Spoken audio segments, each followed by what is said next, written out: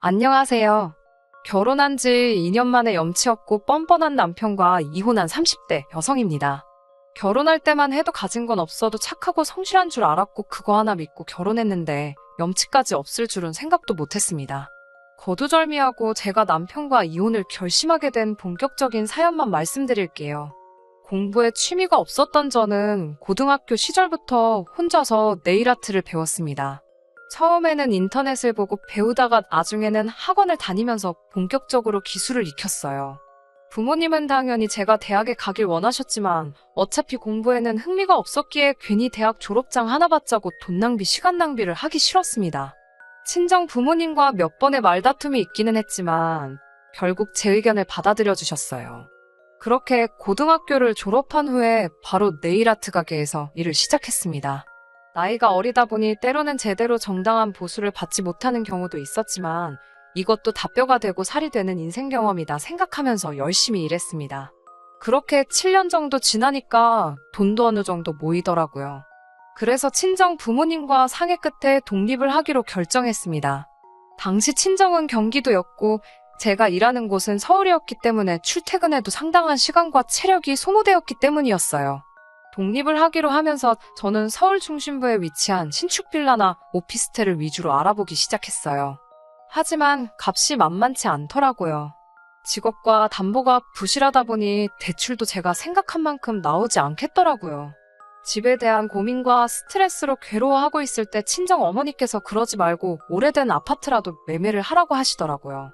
사실 저희 친정 부모님은 결혼하실 때 아무 도움도 받지 못하셔서 정말 힘들게 시작하셨다고 들었습니다. 지하방에서 시작해 서울에 있는 아파트를 장만하시는데 딱 8년 걸리셨다고 해요. 그리고 그 아파트를 시작으로 점점 넓은 평수로 옮기실 수 있었고 지금은 노후까지 걱정 없으실 만큼 경제적 여유를 만들어 놓으신 상황입니다. 그래서 저는 친정 어머니가 부동산에 대해서 좋은 감을 가지고 있다고 믿거든요. 그런데 그런 어머니께서 저에게 집을 사라고 하시니 제가 싫다고 할 이유가 없었습니다. 다만 제가 가진 돈이 충분하지 않아서 어머니에게 약간의 도움을 받아야만 했어요. 그리고 사는 아파트를 담보로 대출도 많이 받았고요. 이 사실을 안 주변에서는 뭐하러 오래된 아파트를 그 돈 주고 사냐며 뭐라고 하기도 했고 이제 아파트 값이 떨어질 건데 괜한 짓이라며 걱정도 해줬습니다. 그런데 몇 년 사이에 이렇게 상황이 역전되리라곤 저조차 상상하지 못했습니다. 재건축 가능성이 입소문을 타면서 집값은 제가 살 때보다 3배 가까이 올랐네요. 상황이 이렇다 보니 오래된 집을 전세를 주고 그 돈으로 다른 신축 오피스텔에 전세로 들어가도 괜찮을 것 같았어요. 사실 혼자 사는데 20평은 좀 넓은 감이 있었거든요. 그래서 아파트를 전세로 돌리고 저는 가게 근처에 있는 오피스텔에 전세로 들어갔습니다. 그리고 지금의 남편을 만나게 되었어요. 남편은 제가 일하는 가게에서 멀지 않은 곳에 위치한 중소기업을 다니는 평범한 직장인이었습니다. 1년 정도 연애하는 동안 크게 다투는 일이 없었기에 우린 서로 잘 맞는 사람들이구나 생각했어요. 그러니까 결혼도 결심할 수 있었고요. 한 가지 조금 마음에 걸렸던 건 직장 생활을 10년 가까이 한 사람치고는 모아둔 돈이 많이 없더라고요. 저야 적금한다 생각하고 아파트 대출 갚는데 대부분 써서 그렇지만 남편은 이유를 알 수는 없었습니다. 남편이 평소에 비싼 물건을 좋아하거나 돈을 펑펑 쓰는 성격도 아니었고 중소기업이긴 해도 어느 정도 규모가 있는 회사에 다니고 있었으니까요. 게다가 시댁도 형편이 그렇게 어려운 편은 아니었거든요. 그래도 뭐 제가 집이 있으니까 당장 목돈 들어갈 일은 없었기 때문에 크게 신경 쓰지는 않았습니다. 돈이야 앞으로 같이 살면서 모으면 되지라고 생각했어요. 결혼을 하게 되면서 원래 가지고 있던 아파트에 전세 사는 사람을 내보내고 신혼집으로 수잔이 별로 내키지가 않더라고요. 신혼이니까 아무래도 깨끗한 새 집에서 살고 싶었습니다. 그래서 그 아파트를 팔고 새로 아파트를 사는 쪽으로 결정을 했어요. 문제는 아파트를 팔아서 목돈이 생기긴 했지만 새 아파트를 사는데 충분하지는 않더라고요. 그래서 또 대출을 받아야만 했습니다. 솔직히 시댁에서 좀 보태주시면 좋겠다 생각했는데 전혀 그럴 눈치가 아니더라고요. 남편도 시댁에 물어볼 생각도 없는 것 같았어요. 친정 부모님도 그냥 대출받아서 같이 갚으면서 살면 된다고 시어른들께 부담드리지 말라고 하셨고요. 그렇게 30평대 신축 아파트로 들어가게 되었습니다. 명의는 물론 제 명의로 했어요. 대출이야 같이 갚을 거긴 해도 대부분의 돈이 제가 판 아파트에서 나왔으니까 당연한 일이잖아요. 집을 제가 해결했으니까 혼수는 남편이 모아둔 돈으로 하게 되었어요. 하지만 말씀드린 대로 모아둔 돈이 많지가 않으니 선택지가 많지는 않더라고요. 제가 사고 싶었던 가전제품이나 가구들 모두 저렴한 라인으로 바꿔야 했어요. 가능하면 최신 모델이나 취향에 맞는 것들로 신혼집을 채우고 싶었는데 남편은 그런 건 다 돈 낭비라면서 저를 말려서 어쩔 수 없었습니다. 그렇게 신혼집을 채우고 얼마 지난 후 시부모님과 신우를 초대해 집들이를 했어요. 아무래도 새 아파트다 보니 단지 내 조경도 예쁘게 잘 다듬어져 있었고 피트니스 센터랑 수영장, 미니골프장 같은 시설들도 다 있었습니다. 시부모님은 아파트 단지부터 집 내부까지 살펴보시면서 이게 우리 아들 집이라며 연신 기뻐하시더라고요. 신우도 집이 너무 예쁘다면서 이런 집에 살고 싶다는 소리를 몇 번이고 하더라고요. 그 이후로 한두 달쯤 지났을 때였어요. 시모가 원래 먼저 전화를 잘하는 일이 없는데 전화를 하셨더라고요. 그러더니 다짜고짜 아파트가 지금 누구 명의로 되어 있냐고 물으시더군요. 제가 제 명의로 되어 있다고 하니까 왜 자기 아들 이름이 빠져 있냐는 거예요. 그래서 남편은 이 집 살 때 보탠 게 하나도 없다고 말씀드렸죠. 그러자 그럼 대출은 남았냐고 물으시더라고요. 무슨 속내인가 싶어서 일단 대출 2억 정도 남았다고 말씀드렸어요. 잠깐 멈칫하시는 것 같더니 그럼 그 2억 우리가 갚아줄 테니 네 남편 이름도 올리라고 하시더군요. 2억을 해주실 능력이 되시면 혼수할 때 좀 도와주시지 이제 와서 왜 이러시나 싶어서 일단은 생각해볼게요 라고 대답을 했어요. 본능적으로 시모가 좋은 의도로 저러는 건 아닌 것 같았으니깐요. 바로 친정 어머니께 전화를 걸어 방금 있었던 일을 말씀드리니 친정 어머니가 깜짝 놀라시면서 절대로 그렇게 해주면 안 된다고 신신당부를 하셨습니다. 그러더니 다시 안 되겠다며 당장 만나자고 하시더라고요. 친정 어머니는 그 길로 저를 데리고 은행에 가셨고 은행에서 친정 어머니의 아파트를 담보로 대출을 받아 제 대출을 갚아주셨습니다. 대신 저에게 차용증을 쓰고 아파트 대출 갚듯이 이자와 함께 친정 어머니께 돈을 갚으라고 하셨고요. 제가 이렇게 복잡하게 할 필요가 있나 싶었지만 지금 생각해보면 그렇게 해놓기를 천만다행이었습니다. 다음 날 시모한테서 전화가 또 걸려왔어요. 그러더니 생각해봤냐고 물으시더라고요. 그래서 제가 모르겠다는데 몰려 어머님 하고 여쭈니 2억 줄 테니까 공동명의하라고 하시는 거예요. 그래서 어머님 저 그 2억 이제 필요 없어요. 대출 다 갚았어요 라고 대답했습니다. 그러자 전화기 너머로 당황한 듯한 시모의 모습이 보이는 것 같았어요. 그러더니 그럼 그냥 2억 받아서 네가 가지고 있든지 쓰든지 마음대로 하고 우리 아들만 공동명의로 일단 올려달라고 하시는 거예요. 그래서 제가 저 그 2억이 필요가 없는데 왜 자꾸 주시려고 하냐고 그러니 어른이 준다고 하면 감사합니다 하고 받으면 그만이지 왜 이렇게 튕기냐고 하시대요. 제가 웃으면서 공동명의 조건 안 거시고 그냥 주시면 감사합니다 하고 받을게요 라고 하자 저더러 넌 계산도 못하냐면서 황당하다고 짜증을 내시고는 그냥 끊으셨어요. 그렇게 또 시간이 흘렀습니다. 그 사이에 가족 모임이나 명절 때 시모가 저를 보기만 하면 공동명의 이야기를 꺼내긴 했지만 제가 그때마다 조건 없이 그 돈 주세요라며 능청을 떨었더니 나중에는 말씀 안 하시더라고요. 사실 공동명의 해주라는 말 때문에 이혼을 생각한 적은 한 번도 없습니다. 아들 가진 엄마로서 욕심이 나서 저러시나 싶었을 뿐이에요. 아무튼 진짜 저희가 이혼하게 된 건 어떻게 보면 신우랑 시모 때문이에요.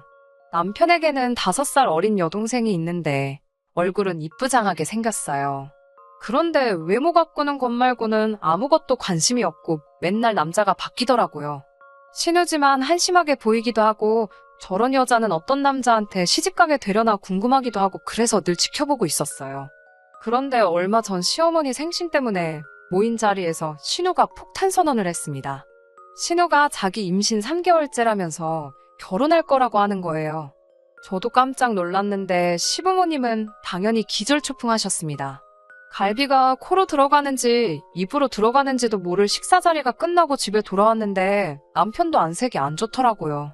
사실 제가 신우를 싫어하는 것도 아니었고 남편의 여동생인데 당연히 걱정이 되더라고요. 그래서 나중에 조카가 태어나면 잘해줘야겠다 생각하고 있었어요. 사실 시모는 저희 부부에게 왜 애를 안 갖냐고 늘 성화였는데 제가 아무래도 일에 대한 욕심이 있다 보니 좀 미루고 있었거든요. 결혼한 지 2년도 채 안 된 상황이기도 했고요. 아무튼 신우의 임신으로 온 가족이 난리가 나버렸어요. 그 이후로 신우가 결혼할 상대라면서 남자를 데리고 왔어요. 저와 남편도 그 자리에 함께 있었고요. 그런데 남자가 직업도 없고 모아둔 돈도 없다고 했어요. 심지어 신우보다도 어렸고요. 그래서 저희가 그럼 앞으로 둘이 어떻게 같이 살 거냐고 하니까 남자 쪽에서 자기는 생각 안 해봤는데 저희 신우가 매달려서 온 거라고 자기 집에서는 아무것도 못 도와준다고 했다면서 거의 배째라는 식이더라고요. 시부모님도 입이 떡 벌어져서는 아무 말도 못하시고 남편이나 저도 뭐라고 말을 해야 할지 감도 안 잡혔어요. 그렇게 남자가 돌아가고 나서 신우가 울고불고 난리가 났습니다. 시모도 신우에게 미쳤다면서 뭔 정신으로 저런 남자를 만난 거냐고 소리를 치고 신우는 그 와중에 아기가 듣는다며 말 조심하라고 난리고 집안이 온통 쑥대밭이 되어버렸어요. 그날 이후로 먼저 물어보기도 뭐해서 그냥 남편 통해서 상황만 어림짐작하며 있었습니다. 솔직히 일이 바빠서 신우 일에 신경을 쓸 틈도 없었고요. 그러다 모처럼 신우에게 전화를 받았습니다. 신우는 저에게 언니 바쁘냐면서 혹시 시간 될 때 커피 한 잔 할 수 있냐고 묻더라고요. 저는 느낌적으로 돈 이야기를 하려고 하나 싶더라고요. 그래, 얼마나 힘들면 나한테 돈을 빌려달라고 하나 싶어서 100만 원이 최대라고 스스로 가슴에 새기며 자리에 나갔습니다. 그런데 막상 카페에 도착하니 신우 혼자가 아니었어요. 시부모님도 같이 나오셨더라고요. 그러면서 저에게 요즘에는 가족들끼리 커피 마시러 많이들 나온다고 하더라며 그래서 불렀다고 하시는 거예요. 당연히 거짓말인 거 알고 있었지만 그래도 도대체 얼마를 빌려달라고 하려고 이러나 싶어서 가만히 듣고 있었습니다.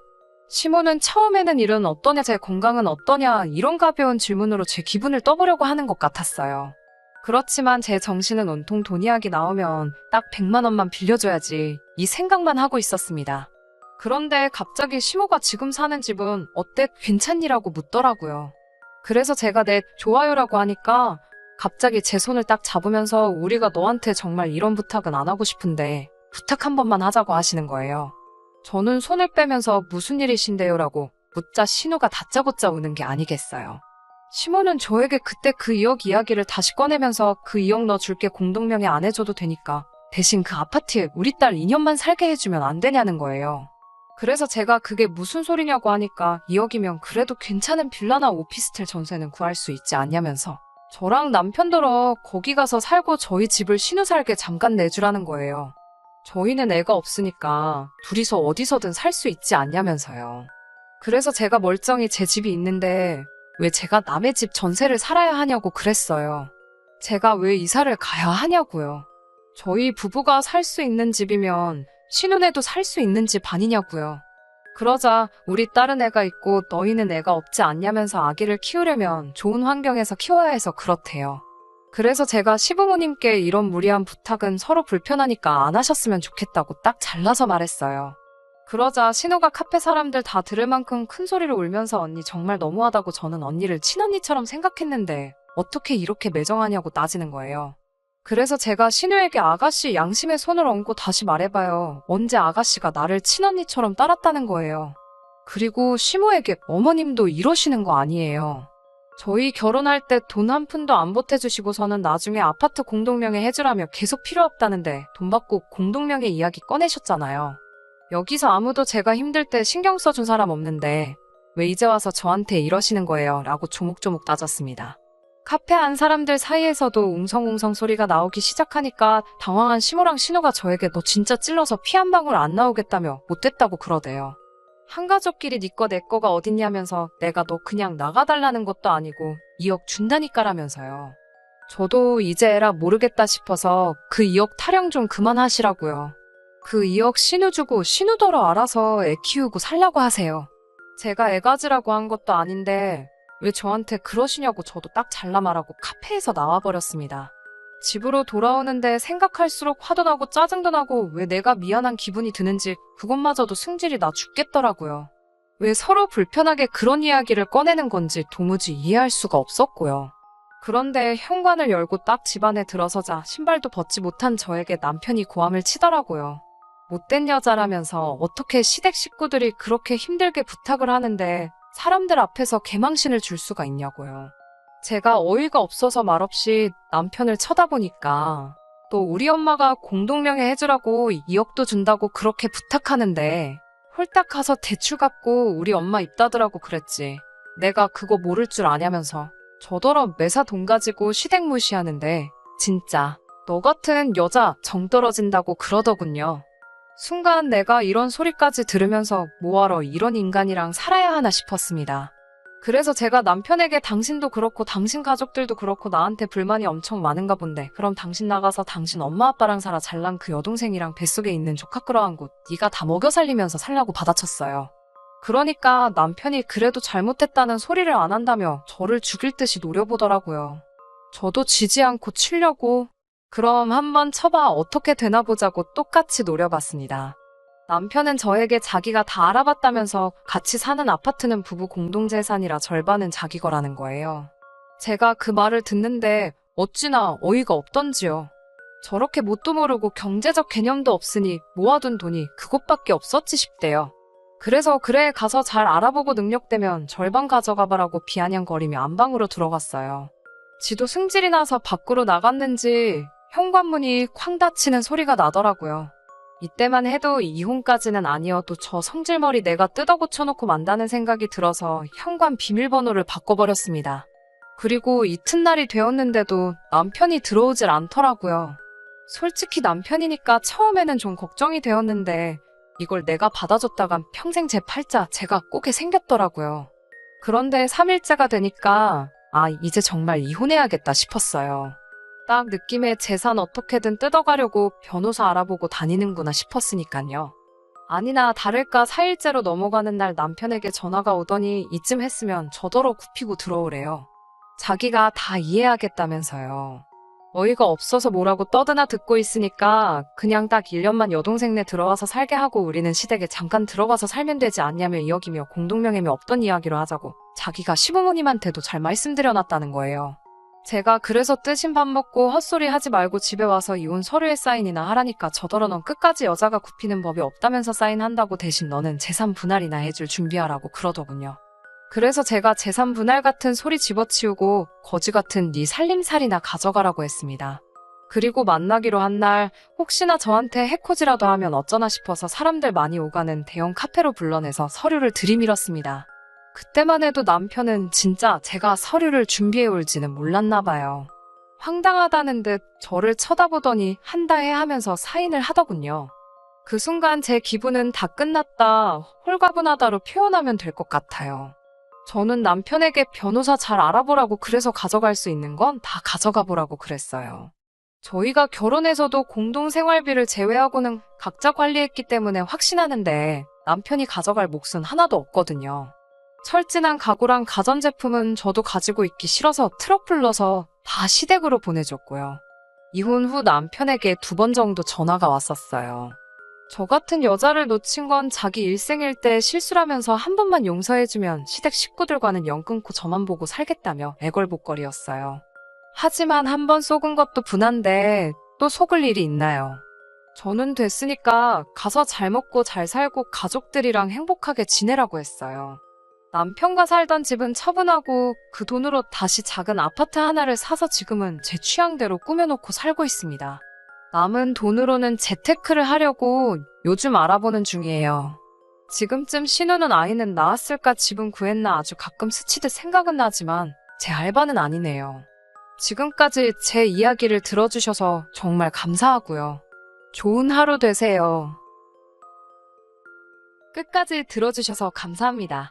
오늘의 사연은 여기까지입니다. 구독과 좋아요, 알람 설정 부탁드리고 더 좋은 사연으로 다시 찾아뵙겠습니다. 감사합니다.